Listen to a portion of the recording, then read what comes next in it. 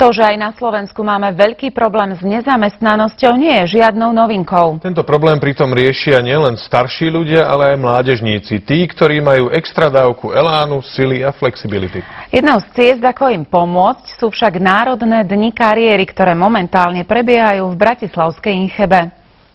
Na Slovensku je každý tretí mladý Slovák nezamestnaný, čo je naozaj alarmujúce, a to sa odzrkadlilo aj na záujme o pracovný veľtrh. Už počas poludnia prekročilo brány veľtrhu 1300 mladých ľudí. Nečudo, prácu ponúka 55 spoločností. Z oblasti marketingu, ekonomie, financie, strojárstvo a technické smery. Prísť ale neznamená vyhrať. Na minulom ročníku si priamo na akcii našlo prácu len 5% uchádzačov. Slovenský pracovný trh nám zatiaľ nie vždy vie poskytnúť toľko ľudí v takej kvalite a v takom množstve, ako ich potrebujeme.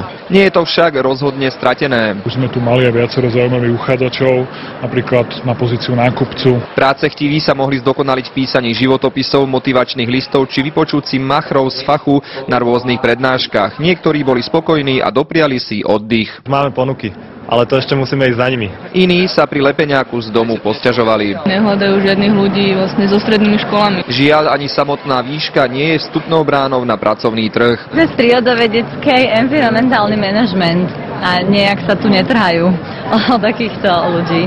Záujemcovia, ktorí by bratislavskú akciu nestihli, môžu svoje šťastie vyskúšať najbližšie v Košiciach 6. a 7. apríla. Richard Ďuriš, televízia JOJ. Nájsť prácu, ktorá by nás naplňala, nie je jednoduché. Svoje o tom vedia aj absolventi vysokých škôl, ktorí po štúdiu často blúdia vo vodách pracovného trhu. Najväčšiu šancu majú tí jazykovo zdatní, zameraní na technické a ekonomické odbory. Na Slovensku sú v súčasnosti populárne humanitné a filozofické odbory. Ich absolventi sa ale neskôr veľakrát dostávajú pri hľadaní práce do slepej uličky. Uplatnenie na trhu oproti tým, ktorí študujú ekonómiu alebo techniku, hľadajú oveľa dlhšie.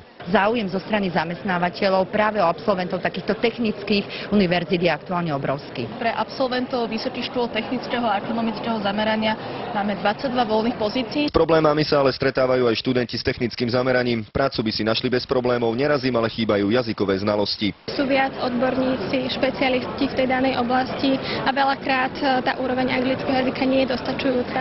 Máme tu niekoľko manažérov, z toho niektorí sú aj zahraniční, boja sa s nimi rozprávať po anglicky. Angličtina dnes už nestačí. Zamestnávateľia hľadajú ľudí s ďalším cudzím jazykom, niekedy aj netradičným. Problém nachádzame v obsadzovaní ľudí na pozície s takými jazykmi, ktoré nie sú až tak bežne, čo sa učia, napríklad tie škandinávske jazyky. Uchádzači o zamestnanie často podceňujú motivačné listy alebo životopisy. Veľakrát neuvedú potrebné údaje, naopak zvýrazňujú tie nepodstatné. Je to údaj napríklad o stave, o národnosti, prípadne nevhodná fotografia, ktorá tiež dokáže zaujímavým spôsobom zamiešať potom ten výberový proces. Pomôcť môžu veľtrhy práce ako národné dni kariéry, ktoré sú momentálne v Bratislave. Študujem ekonomiku a manažment podniku v Bystrici a s zameraním na kvalitu a manažerstvo kvality. Záujemcovia o prácu dokážu na národných dňoch kariéry nájsť nielen inšpiráciu, ale často aj skutočné zamestnanie. Z posledného veľtrhu, na ktorom sme boli, sme zamestnali viacero ľudí.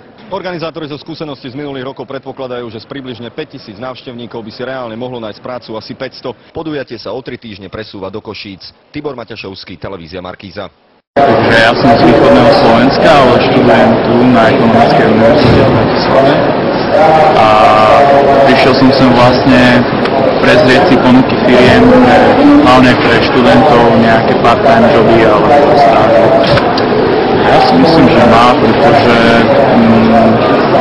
firmy sa zaujímajú o mladých ľudí a takisto my sa zaujímame o firmy, ktoré proste, kde by sme vlastne potenciálne mohli pracovať aj po skončení školy. Našiel som pár ponúk a takisto aj po prezentácii a po tom simulovanom pohovore prišli opäť ďalšie nejaké nové ponuky.